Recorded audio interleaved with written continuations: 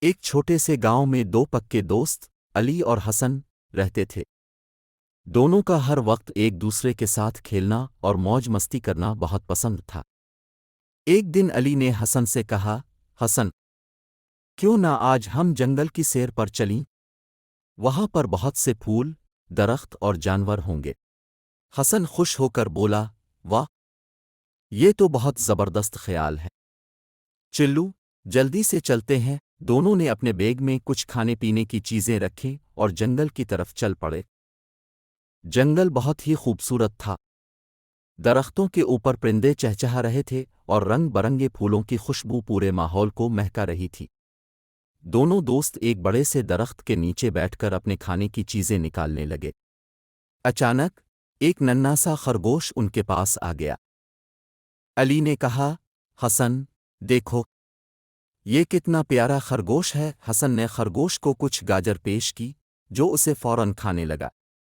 دونوں دوست خوشی سے ہنسنے لگے۔ خرگوش بھی ان کا دوست بن گیا اور ان کے ساتھ کھیلنے لگا۔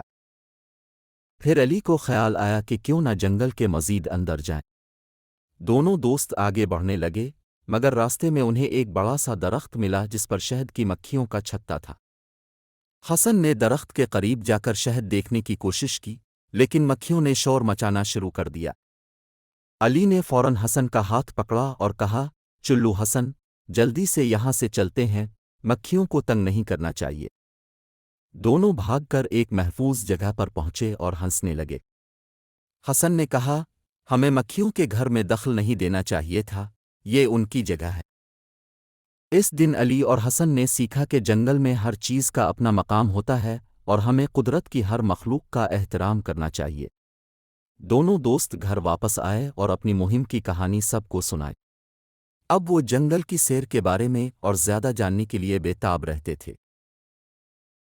سبق: ہمیشہ فطرت اور اس کے تمام جانداروں کا خیال رکھیں، کیونکہ ہر چیز کا اپنا مقام اور اہمیت ہوتی ہے۔